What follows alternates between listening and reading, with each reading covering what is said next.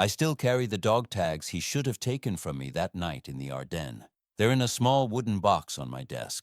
I look at them sometimes and wonder why he left them around my neck when he had every reason to pull them off and turn them in with my body. December 1944. I was 20 years old from a town in Pennsylvania so small you'd miss it if you blinked driving through. I'd been in Europe for 6 months by then, moving through France with the rest of my infantry unit after we pushed inland from the beaches. Cold didn't bother me much back home, but that winter was different. The kind of cold that gets inside your bones and stays there. We all felt it, even the guys from Minnesota and Wisconsin who like to brag about their winters. This was something else. We were moving through the forest near the Belgian border. Thick trees, snow coming down steady, visibility maybe 30 yards on a good moment. Command said we were establishing a defensive position, which was their way of saying they didn't really know what was happening, but wanted us spread out just in case. My squad was 10 men. We'd lost 2 the week before to artillery, and the replacements were so green they still flinched at distant thunder. I was on point that afternoon because our usual scout had trench foot so bad he could barely walk. Sergeant Morrison put me up front and told me to move slow and keep my eyes open. I remember thinking that was obvious advice, but I didn't say anything. You learned quick not to talk back, even when you were scared and tired and wanted to be anywhere else but there. The forest was quiet except for our boots crunching snow. Too quiet, really. I'd been over there long enough to know that sometimes silence meant nothing, and sometimes it meant everything. This felt like the second kind, but I couldn't tell you why. Just a feeling in your gut that something wasn't right. We'd been walking maybe 20 minutes when I saw the first track. Boot print in the snow, maybe an hour old, hard to say. I raised my fist to stop the column behind me and knelt down to look closer. German boot, I was pretty sure. The tread pattern was different from ours. I looked up and saw more tracks heading east, maybe 5 or 6 men, moving parallel to where we'd been walking. Morrison came up beside me and looked at the tracks without saying anything for a minute. Then he whispered that we'd follow them for a bit, see where they led, maybe catch them at a rest point. It seemed like a reasonable idea at the time. Looking back now, I can see all the ways it was stupid, but hindsight's easy when you're sitting in a warm house 70-some years later. We followed those tracks for maybe half a mile. The snow was coming down heavier now, starting to fill in the prints, which made me nervous. Lose the trail out here and we'd be wandering blind. The forest got thicker as we moved, the trees closer together, branches hanging low with snow weight. I had to duck under some of them, and every time snow would slide off and go down my collar. Small misery on top of everything else. Then I heard it. Voices, German voices, quiet but close. I froze and signaled back to Morrison. We all stopped moving and listened.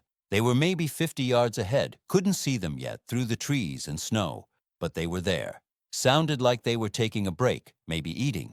You could hear the casual tone, not alert, not expecting trouble.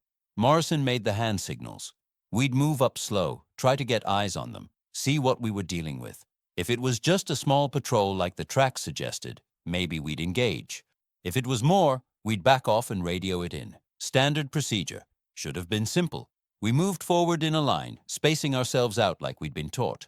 I was still on the left edge, moving from tree to tree, trying to stay quiet. The snow helped with that, muffled everything. I could see the others spreading out through the trees, shadows moving through white and gray. I got to a thick oak and pressed against it, looking around the side toward where the voices were coming from. And that's when I saw them. 5 German soldiers in a small clearing, sitting on fallen logs, eating something from their packs. Their rifles were leaned against a tree, close but not in their hands. They looked tired. One of them was young, maybe younger than me, with a face that still had baby fat on it. Another was older, maybe 35, with a thin mustache and hollow eyes. I looked back at Morrison and held up 5 fingers. He nodded and started signaling the squad to get into position. This was it. My heart was pounding so hard I thought they might hear it across the clearing.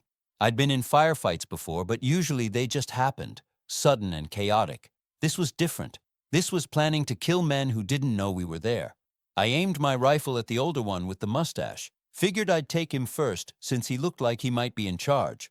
My finger was on the trigger, just waiting for Morrison's signal. The German said something and the young one laughed. Normal sound. The kind of laugh you'd hear back home at a diner or a church social. Made me hesitate for just a second. That second saved my life and nearly ended it at the same time. The shooting started from somewhere to my right. Someone in our squad got eager or nervous and fired early. The Germans scattered like they'd been trained to do, grabbing for their weapons, diving for cover. I fired at where the older one had been, but he was already moving. Everything turned into noise and smoke and confusion, the way it always did. I saw one of the Germans go down. Couldn't tell if it was my shot or someone else's. The young one was firing back from behind a log, his shots going wild, but in our general direction. I moved to better cover and tried to find a target, but the snow and smoke made everything unclear.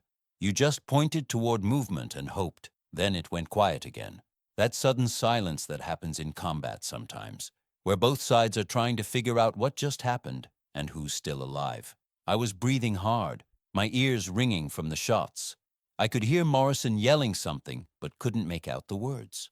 I looked around the tree I was behind and saw 2 German bodies in the clearing. The other 3 had retreated into the forest. Morrison was signaling us to fall back. We'd made contact, done some damage. Now we needed to get out before they came back with friends. Made sense. I started moving backward, keeping my rifle up, watching the tree line. That's when I stepped wrong. My boot caught on something under the snow, a root or a rock, and I went down hard. My rifle flew out of my hands and landed a few feet away. I tried to get up quick, but my ankle had twisted bad, and when I put weight on it, pain shot up my leg like electricity. I reached for my rifle, but it was too far. And then I looked up and saw him standing there. One of the Germans who'd retreated maybe 20 feet away, his rifle pointed right at my chest. He was young, early 20s probably, with light hair and blue eyes that looked almost gray in the dim light. He was breathing hard, his breath coming out in clouds, and his hands were shaking a little on his rifle. We stared at each other for what felt like a long time, but was probably only a few seconds. If you're still listening to my story, I'd appreciate if you'd hit that like button and subscribe. It means these memories won't be forgotten. He should have shot me. That was the smart thing to do. I was an enemy soldier, armed, part of a unit that had just killed his friends. He had every tactical and practical reason to pull that trigger. I could see him thinking about it, could see the conflict in his face. His finger was on the trigger. All it would take was a pound or 2 of pressure. But he didn't shoot. Instead, he took a step forward, keeping his rifle aimed at me, and said something in German. I didn't understand the words, but I understood the tone. He was telling me not to move. I nodded slowly, raising my hands a little to show I wasn't going to try anything. My rifle was still out of reach and my ankle was screaming at me. I wasn't going anywhere. He moved closer and kicked my rifle further away, then gestured for me to stand up. I tried, but the ankle buckled and I went back down. He said something else, sharper this time, more impatient. I tried again, using a tree to pull myself up, keeping weight off the bad ankle. He watched me the whole time, his rifle never wavering. I thought about the dog tags around my neck, thought about how they'd send them home to my mother in that small Pennsylvania town, how she'd get a telegram first, and then a letter, and then a box with my personal effects. Thought about my younger sister reading my name on those tags and crying. Strange what goes through your mind when you think you're about to die. The German moved behind me and I felt his hand grab my collar, checking for weapons, I guess. He found my knife and took it, tossed it into the snow. Then his hand touched the dog tags, and I felt them lift up as he looked at them. Henry Lawson, serial number, blood type, religion, Protestant. All right there, stamped in metal. He let them drop back against my chest. Didn't take them. That struck me as odd even then, even scared as I was. Those tags were proof, documentation. You were supposed to take them from captured or killed enemy soldiers. It was procedure, but he left them on me. He gestured with his rifle for me to start walking. I limped forward, favoring my good leg, moving deeper into the forest away from where my squad had been. I thought about making a run for it, but knew I wouldn't get 3 steps.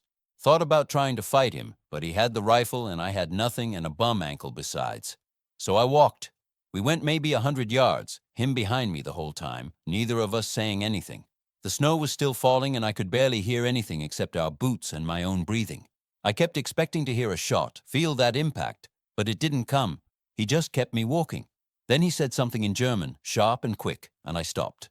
We were in a thick part of the forest, trees close together, visibility maybe 15 feet. He came around to face me, his rifle still pointed at my chest, and for the first time I got a really good look at him. He was tired. That's what I remember most. Not angry, not cruel, just exhausted in a way that went deeper than not sleeping. His uniform was dirty and patched in places. His face was thin, cheekbones prominent. He looked like he'd been cold and hungry for a long time. He looked like me, really, if I'd been wearing a different uniform. We stood there looking at each other, and I realized he didn't know what to do with me either. He'd captured an enemy soldier, which was good, but now he was alone in a forest with a prisoner and no way to secure me or transport me back to his lines. Shooting me would have been simpler. Leaving me would have been risky. He was stuck with a problem he didn't want. He said something that sounded like a question. I shook my head to show I didn't understand. He tried again, slower, and I caught a word that might have been American, but I still didn't know what he was asking. He looked frustrated and gestured at his rifle, then at me, then around at the forest, maybe asking if there were more of us nearby. I stayed quiet, wasn't about to give him information even if I could. Then he did something I didn't expect. He lowered his rifle, not all the way, still keeping it ready, but pointing at the ground instead of at me. He looked around like he was trying to decide something, then looked back at me with an expression I couldn't quite read. Not friendly, but not hostile either. Something else. Resignation, maybe. He gestured with the rifle barrel back the way we'd come, back toward where my squad would be. He said something in German that I didn't understand, but the gesture was clear. He was telling me to go. I didn't move at first. Couldn't believe what was happening. This German soldier who'd captured me, who had every reason and right to shoot me or drag me back to his lines as a prisoner, was letting me go. It didn't make sense. Nothing about it made sense. He gestured again, more urgently this time, and took a step back. He was giving me space to move past him. I looked at his face and saw that exhaustion again, but something else too. Something that looked like he'd made a decision he wasn't entirely happy about, but was going to stick with anyway. I took a step back, then another, watching him the whole time. He watched me too, but didn't raise his rifle. When I was about 10 feet away, I turned and started limping back through the forest as fast as my ankle would let me. Every step I expected to hear a shot, to feel that impact between my shoulder blades, but it never came. I just kept moving, using trees for support, trying to remember which direction my squad had gone. I found them maybe 15 minutes later. They'd pulled back to a defensive position and were about ready to move out, figured I was dead or captured. Morrison grabbed me and asked what happened, where I'd been. I told him I'd gotten turned around in the confusion, hurt my ankle, and managed to hide until the Germans moved on. It was a lie, but not a big one. I don't know why I lied. Maybe because the truth seemed too strange. Maybe because I didn't want to explain something I didn't understand myself. We moved out and eventually made it back to our lines. My ankle swelled up bad, and I spent 3 days in the aid station. They wanted to send me back further for proper treatment, but I told them it was fine. I could walk. Truth was, I didn't want to leave my squad. You got attached to the guys you served with, even when half of them annoyed you. They were what you had. The next few months were more of the same. Cold, fighting, moving forward, falling back, moving forward again. The war ground on, and we ground with it. I thought about that German soldier sometimes, wondered if he'd made it through, wondered why he let me go. Never came up with a good answer. The war ended in May, and I went home that summer. Came back to that small Pennsylvania town and tried to fit back into a life that didn't quite fit anymore. Went to work at the mill like my father. Got married to a girl I'd known in high school, had kids, did all the normal things you were supposed to do. But I kept the dog tags, put them in a wooden box my father-in-law made for me, and kept them on my desk. Never told anyone about that day in the forest. Not my wife, not my kids when they got old enough to ask about the war. Just said I'd served, done my duty, and left it at that. Most veterans I knew did the same. We didn't talk about it much. Years went by, decades. I retired from the mill. My kids grew up and had kids of their own. My wife passed away in 2003 after 46 years of marriage. I moved into a smaller house and brought that wooden box with me, put it on the desk in my den. Sometimes I'd open it and look at those dog tags and think about that day.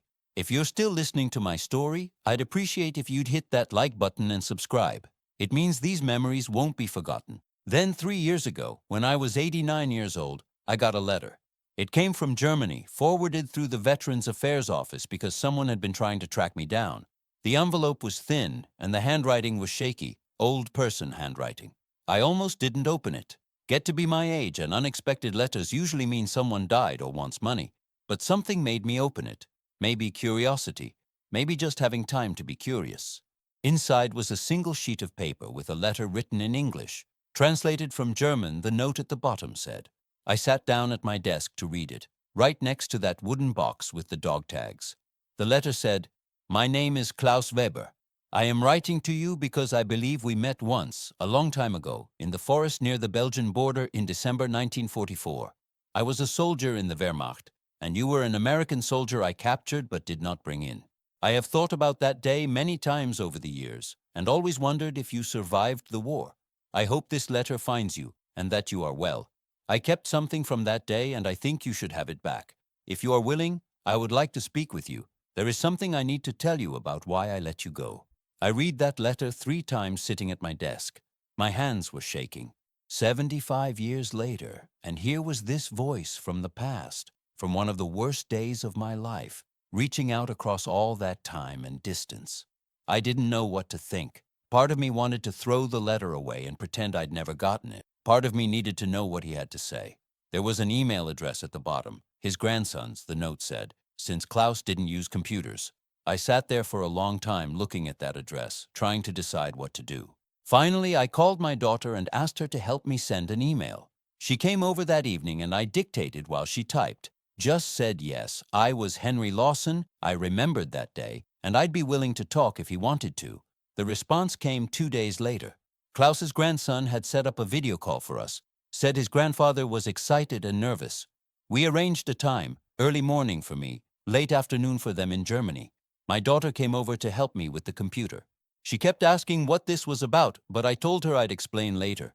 I wasn't sure I could explain it even to myself. When the video connected, I saw an old man sitting in what looked like a study or library, books behind him on shelves. He was thin and had white hair, a wrinkled face, glasses. He looked old. Then I realized he was looking at an old man too. We'd both aged 75 years since that day in the forest. Seemed obvious, but still strange to see. His grandson was there to translate. Klaus said something in German, and the grandson said, "My grandfather says he wasn't sure you would respond. He's very grateful that you did." I didn't know what to say at first. Finally, I just said, "I never forgot that day." Klaus nodded when that was translated. He said something else, and his grandson translated, "Neither did I." It changed everything for me. We talked for about an hour, slowly, with the translations. But we talked. He told me about his war, how he'd been conscripted in 1943 when he was 22, sent to the Eastern Front first, then transferred west after he was wounded. He said that winter in the Ardennes was the coldest and most miserable time of his life. He'd lost friends, seen terrible things, and by December he was just trying to survive until it was over. He said when he captured me that day, he was supposed to bring me back to his unit. That was the protocol. Prisoners were valuable for information, and it would have looked good for him. But when he saw my face, saw how young I was and how scared, he said something broke in him. He was tired of the war, tired of the killing, tired of all of it. He said he looked at me and saw his younger brother, who died at Stalingrad 2 years before. Same age, similar features. It wasn't really about me, he said. It was about him not being able to do one more thing the war wanted him to do. So he let me go. Took the risk of being caught, of being punished for letting an enemy soldier escape, because he just couldn't make himself follow through. He said he watched me limp away through the trees and felt relief, like he'd saved something inside himself by saving me. I asked him what he'd kept from that day, what the letter mentioned. He reached off camera and picked up a small object, held it up to show me. It was a dog tag, not mine, but one of his own. He said in the moment when he decided to let me go, he'd slipped one of his identification tags into my coat pocket without me noticing. Said he wanted some proof that it had happened, that he'd made that choice. When I'd gotten back to my unit and emptied my pockets later, I must have found it and not known what it was or where it came from. Probably threw it away or lost it, but he'd kept the memory of doing it. Then he asked me something through his grandson. He asked if I ever told anyone about that day, about him letting me go. I said no, I hadn't. He was quiet for a moment, then said he hadn't either. Not his wife, not his children, not anyone. He'd carried it alone all these years, just like I had. If you're still listening to my story, I'd appreciate if you'd hit that like button and subscribe. It means these memories won't be forgotten. He said there was something else he wanted me to know. After the war, he'd gone back to his home in Bavaria, tried to rebuild a life from the ruins. He became a teacher, taught literature and history to children. Never talked about the war with his students except in the most general terms. But he said that decision in the forest, the choice to let me go, became the foundation for how he lived the rest of his life. He said it taught him that even in the worst circumstances, even when everything around you is pushing you toward cruelty or indifference, you can still make a choice to be human. That one moment shaped 50 years of teaching and the way he raised his own children. I didn't know what to say to that. The magnitude of it, the weight of knowing that a decision made in a split second during a war had rippled out through someone's entire life. It made me think about my own life, about all the choices I'd made, big and small, and how they'd shaped who I became. That day in the forest had stayed with me too, even though I'd never talked about it. It had been there in the background, a reminder that the world was more complicated than we like to pretend, that enemies could show mercy, that survival sometimes came from unexpected places. We talked a while longer. He asked about my life, and I told him about my wife, my children, my years at the mill. He told me about his students, his grandchildren, his love of books. We were just two old men sharing stories, the war receding into context rather than being the main point. It felt good. It felt like something completing that had been incomplete for a very long time. Before we ended the call, Klaus said one more thing through his grandson. He said he wanted to thank me for responding to his letter, for being willing to talk. He said he'd written it because he was 92 years old and knew he didn't have much time left, and there were things he needed to say before it was too late. Finding me had been difficult, tracking down records, working with veterans organizations, but his grandson had helped and eventually they'd found me in Pennsylvania. He said he was glad we'd both survived the war. Both made it home, both had lives and families. He said that was what mattered in the end. I told him I was glad too, and I meant it. For 75 years that day had been this isolated thing in my memory, disconnected from everything else, just a strange event I couldn't explain or understand. Now it had context, it had meaning. It was part of both our stories instead of just my own confused memory. We said goodbye, and the call ended. I sat at my desk for a long time afterward, looking at that wooden box with the dog tags. My daughter came in and asked if I was all right. I said yes, I was, better than all right.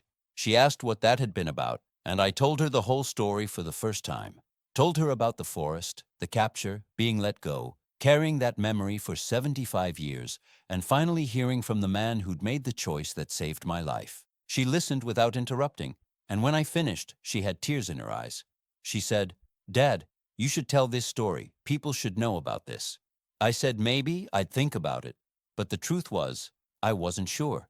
It still felt too personal, too strange. What would people think? That I'd fraternized with the enemy? That I'd been a coward somehow? I knew it wasn't rational, but those old fears had a hold on me. Klaus passed away 6 months after our video call. His grandson sent me an email to let me know. Said it had been peaceful, at home with family around him. Said Klaus had talked about our conversation several times in those last months. Said it had given him peace to know I'd survived and had a good life. The funeral was small, family only, but they read a letter Klaus had written before he died, asking that someone reach out to me and let me know he'd been grateful for that day in the forest, both for the choice he'd made and for the connection it eventually brought. I sat with that news for a while, felt a kind of grief I hadn't expected, mourning a man I'd only really known for an hour and 15 minutes, 75 years apart. But I think I was mourning more than just him. I was mourning the war, mourning all the young men we'd been, mourning the decades of silence and carried weight. It all came up at once, and I let it come. I'm old enough now to know that you have to let these things out, or they'll eat you from the inside. After that, I decided my daughter was right. This story needed to be told, not just for Klaus and me, but for all the others who'd lived through that war, who'd made hard choices, who'd carried memories they couldn't share. So I started talking about it, told my other kids, told my grandkids, talked to a writer from the local newspaper who did a story about it. That story got picked up by a few other places, and suddenly I was getting letters and emails from other veterans, people saying they had similar stories, moments of mercy or connection with enemy soldiers that they'd never shared. One letter stuck with me. It was from a man my age who'd fought in the Pacific. He said there'd been a moment during the island fighting when he'd come face to face with a Japanese soldier in a cave, both of them out of ammunition, both of them exhausted. They'd stared at each other for a long moment, and then both had just backed away, let each other go. He said he'd never told anyone because he thought they'd call him a coward or question his loyalty. But reading about Klaus and me had made him realize it wasn't cowardice. It was just two human beings refusing to keep killing when they didn't have to. I wrote back to him, and we corresponded for a while before he passed away last year. Before he died, he told his own family the story. His grandson told me afterward that it had changed the way they thought about the war, made it more real and complicated and human. That's what I hope this does, makes it human again. If you're still listening to my story, I'd appreciate if you'd hit that like button and subscribe. It means these memories won't be forgotten. I'm 92 years old now, same age Klaus was when he reached out to me. I don't know how much time I have left. Enough to tell this story, I hope. Enough to make sure it doesn't die with me, because I think it matters.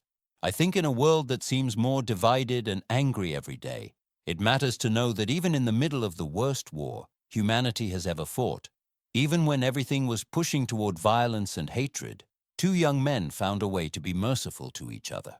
Klaus and I weren't heroes. We were just scared kids in uniforms who happened to meet in a forest on a cold December day. We were part of vast armies fighting for causes larger than ourselves, causes we barely understood. But in that one moment, we were just two people making a choice. He chose not to shoot me or drag me back as a prisoner. I chose to survive and, eventually, to remember him with something other than fear or hatred. I think about the odds sometimes. What were the chances that his unit would be in that exact spot at that exact time? That I'd be the one on point? That I'd twist my ankle and fall? That he'd be the one to find me?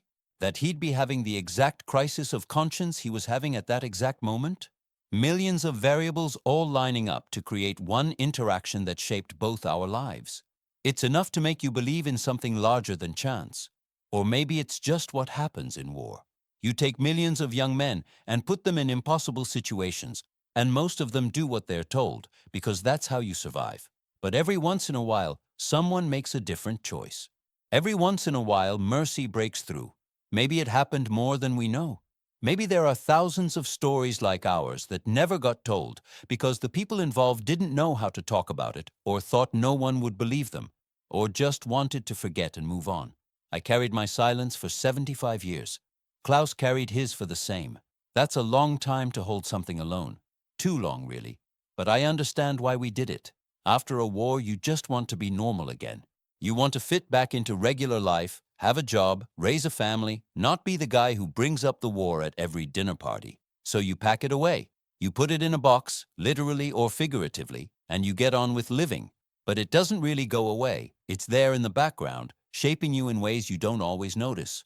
Every choice I made after the war, every time I had to decide between the easy path and the harder right one, I thought about that day in the forest. Thought about Klaus making the choice to let me go even though it was risky and against orders, and could have gotten him in serious trouble.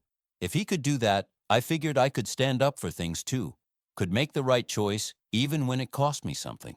I never became a teacher like he did, but I tried to live by that same principle. When I saw someone being treated unfairly at the mill, I spoke up, even when it wasn't popular.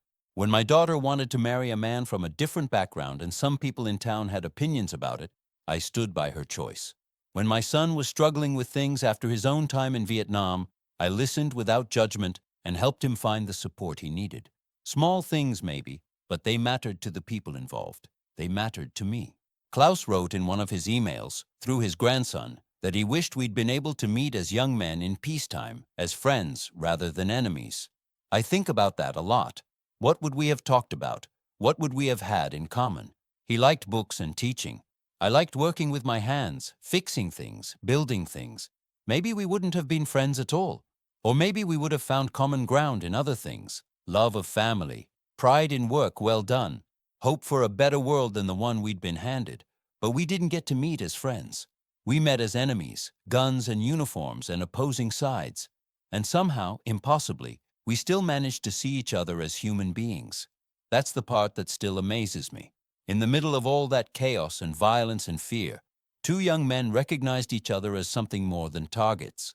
We saw the scared kid in the other's eyes, and we made choices based on that recognition. I wish more people could have that experience without needing a war to create it. I wish we could all look at the people we're taught to fear or hate and see them as they really are. Complicated, flawed, scared human beings just trying to survive and make sense of their lives.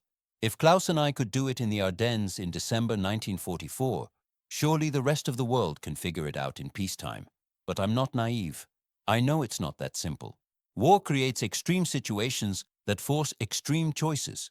Take away the immediate threat of death, and people fall back into their comfortable prejudices and tribal loyalties. It's easier to hate from a distance than it is to see someone's humanity up close. I understand that. I've lived it. Spent years after the war not thinking much about Germans as people, just remembering them as the enemy we'd fought. It took Klaus reaching out to break through that comfortable distance. My great-grandson asked me last year if I hated the Germans during the war. He's 15, asking the kinds of questions kids that age ask when they're trying to understand the world. I thought about it before answering, told him honestly that I didn't really hate them as people. I was scared of them. I wanted to survive. I wanted to protect the guys in my unit. But hate, that's a strong word. It takes energy to really hate someone, and we were all too tired and cold and hungry to spare energy on hate. We just did our jobs and hoped to make it through. He seemed surprised by that answer. I think he expected me to talk about how evil the Germans were, how justified we were in fighting them. And don't get me wrong, the cause was just. The things the Nazi regime did were monstrous and needed to be stopped. But the individual soldiers we fought? Most of them were just kids like us, conscripted into a war they didn't start, following orders they didn't question because that's what you did. Some of them were true believers, sure. Some were cruel and vicious, but a lot of them were just scared kids a long way from home. Klaus was one of the scared kids. So was I. We met in that forest, and for a few minutes we were just two human beings stuck in a terrible situation neither of us wanted to be in. And then we went our separate ways and spent the next 75 years living with what happened. If you're still listening to my story, I'd appreciate if you'd hit that like button and subscribe. It means these memories won't be forgotten. I've been thinking about why Klaus kept my dog tags in his mind all those years, why he remembered that moment so clearly. I think it's because that was the moment he took his life back from the war. Up until then, he'd been doing what he was told, following orders, being a good soldier. But when he let me go, he made a choice that was his and his alone. Not the army's choice, not Hitler's choice, not his officer's choice. His. That had to mean something. That had to be worth remembering. For me, it was different. I didn't make an active choice that day. I was just trying to survive. But I made a choice later, in all the years after, in how I remembered it and what I let it mean. I could have dismissed it as a fluke, or convinced myself it never really happened, or just forgotten about it in the general blur of war memories. But I didn't. I kept those dog tags in that wooden box, and I thought about that day, and I let it shape how I saw the world. Maybe that's the real story here. Not just what happened in the forest, but what we both did with it afterward. Klaus built a teaching career around the principle that individual choices matter even in the worst circumstances. I tried to live with integrity and stand up for what was right even when it was uncomfortable. Neither of us changed the world. We were just regular people living regular lives. But we tried to be decent. We tried to remember that everyone we meet is carrying their own weight, fighting their own battles, deserving of basic human dignity. I look at the world now, and I worry sometimes. Seems like people are angrier, more divided, less willing to see each other as human. Social media makes it easy to hate strangers, to reduce complex people to simple caricatures. Wars are still being fought, new ones starting, old ones never really ending. Young men and women still, Continua War 9, 35 being sent to kill other young men and women over things they barely understand. It makes me tired just thinking about it. But then I remember that day in the forest. I remember Klaus's face, exhausted and conflicted, and ultimately merciful. I remember that even in the middle of the worst humanity can create, there's still room for decency, still opportunities for grace, still moments where someone can choose to be better than the situation demands. That gives me hope. Small hope maybe, but it's something. I don't know who's listening to this or why you're interested in an old man's war story. Maybe you're a veteran yourself and you understand. Maybe you're a history buff curious about personal perspectives. Maybe you're just killing time and this caught your attention. Whatever the reason, I hope you take something from it. I hope you remember that enemies are still human, that mercy is always possible, that the choices we make in extreme moments can echo through our entire lives. I hope you never have to experience war the way Klaus and I did. But if you do find yourself in impossible situations, in moments where everything is pushing you toward cruelty or violence or indifference, I hope you remember that you have a choice. Maybe you won't always make the right one. God knows I didn't always make the right one during the war or after. But you have the choice. That matters. Klaus understood that. He made his choice in a frozen forest in Belgium, and he built a life on that foundation. When he reached out to me 75 years later, he gave me the gift of understanding my own story, of seeing that day not as some random anomaly, but as a meaningful moment of human connection in the middle of inhumanity. I'll always be grateful to him for that. I wish I'd had more time to talk with him, to hear more of his stories, to know him better. But I'm grateful for what we had. I keep his grandson's email in that wooden box now, along with my dog tags. Physical reminders of a connection that spanned 75 years, and an ocean and two sides of a terrible war. When I'm gone, my kids will inherit that box and the story that goes with it. They'll pass it down to their kids. Maybe someday one of my great-great-grandchildren will hold those dog tags and think about their ancestor who went to war and came home and lived a long life, and finally, at the very end, told the truth about a day in the forest when an enemy became something else. That's what I want to leave behind. Not just the fact that I served, not just the medals and the discharge papers and the official record, but this story, this messy, complicated human story about two young men who met as enemies and parted as something neither of them had words for, about carrying weight in silence and finally finding the courage to speak, about mercy and memory and the strange ways our lives connect across time and distance. The war ended 80 years ago this coming spring. Most of us who fought in it are gone now.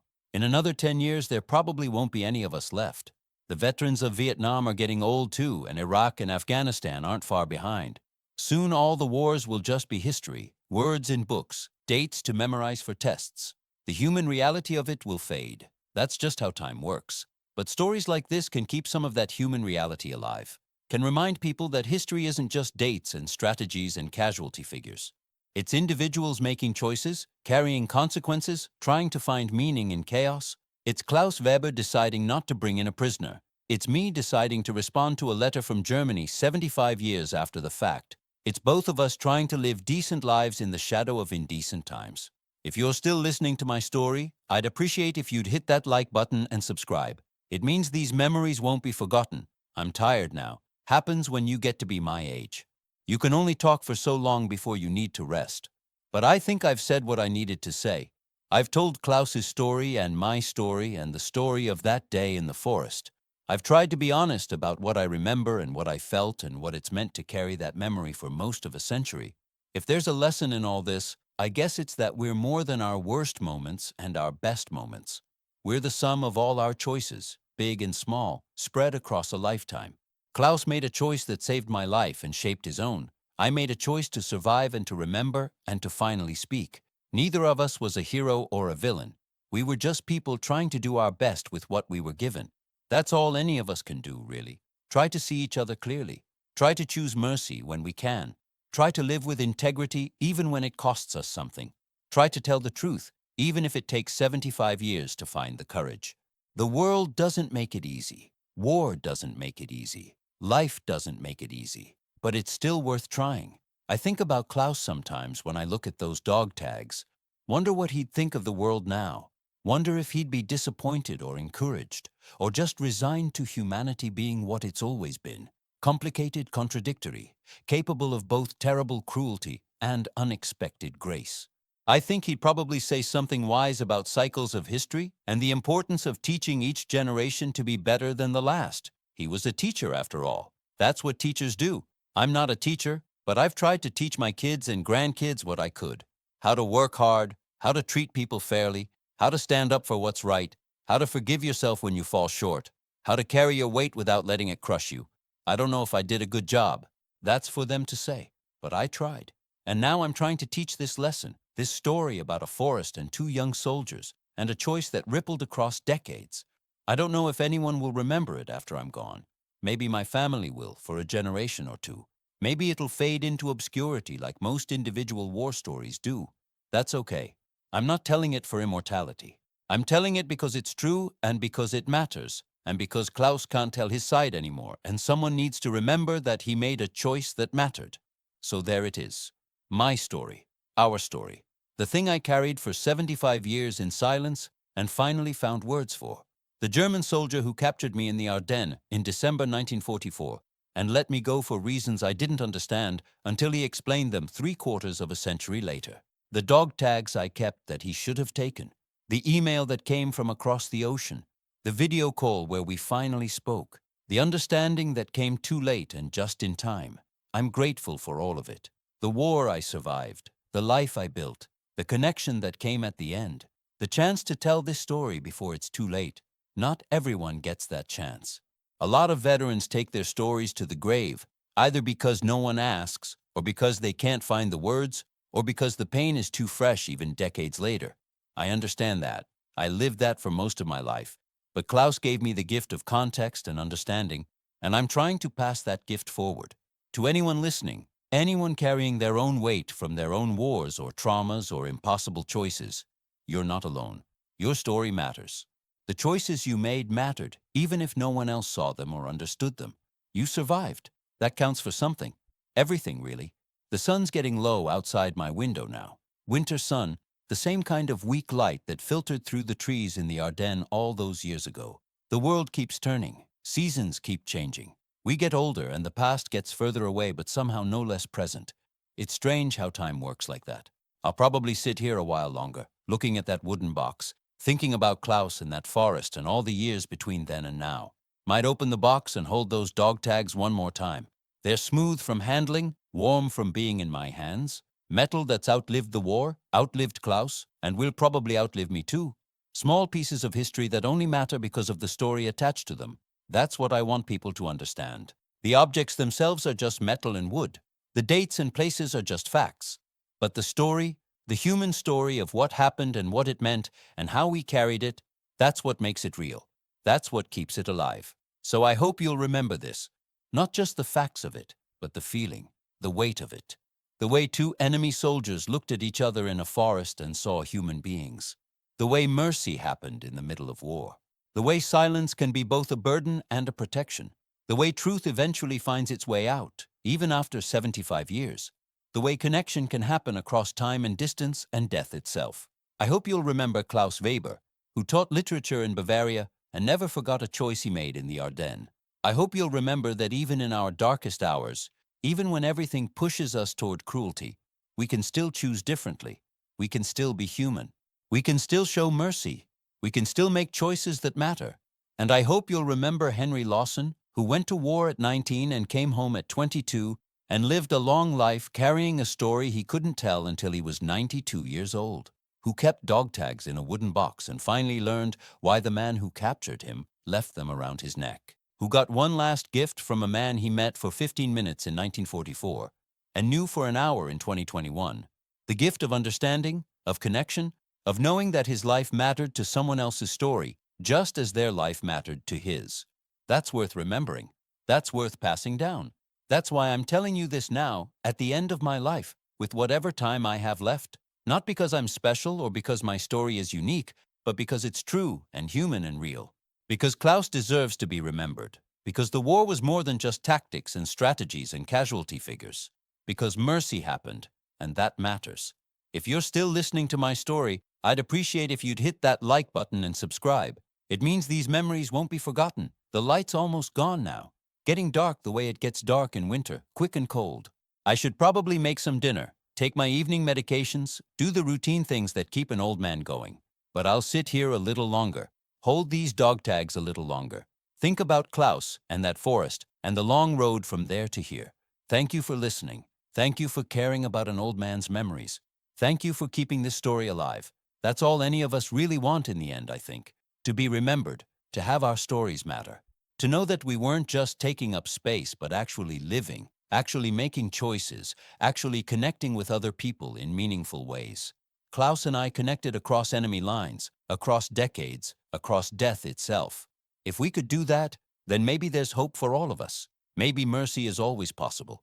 Maybe it's never too late to speak truth or seek understanding or reach across divides we thought were permanent. Maybe the human capacity for grace is stronger than we give it credit for. I'd like to think so. After everything I've seen and lived through, I'd like to think that's true. And that day in the forest, that choice Klaus made, that connection we eventually found, that's my evidence. One small moment of mercy in a world full of violence. One human choice in a system designed to dehumanize. One story that proves it's possible. So take that with you. Remember that. When the world feels too dark or too divided or too far gone, remember that two enemy soldiers in the Ardennes in December 1944 saw each other as human beings and made choices accordingly. Remember that it mattered then and it matters now. Remember that you always have a choice, even when it seems like you don't. And if you ever get the chance to show mercy, to see someone else's humanity, to choose grace over violence or understanding over hatred, I hope you'll take it. I hope you'll think about Klaus and me and that frozen forest in the 75 years it took us to understand what happened. I hope you'll make your choice a little sooner than we did. I hope you'll speak your truth before you're 92 years old. But whenever you do it, however you do it, just do it. Choose mercy. Choose humanity. Choose to see each other clearly. That's all we really have in the end. That's what survives when everything else fades. That's what matters. The dog tags are back in the wooden box now. I'm closing the lid. The story's been told. Klaus is at rest and I'll join him soon enough. But the story will remain, carried forward by whoever heard it and remembered it and maybe told it to someone else. That's how memory works. That's how we survive death, through the stories that outlive us. This was mine. This was ours. This was the truth I carried for 75 years and finally found the courage to speak. Two soldiers, one forest, one choice, one lifetime of consequence and meaning. I'm grateful I got to live it. I'm grateful I got to tell it. I'm grateful you listened. Thank you. And remember,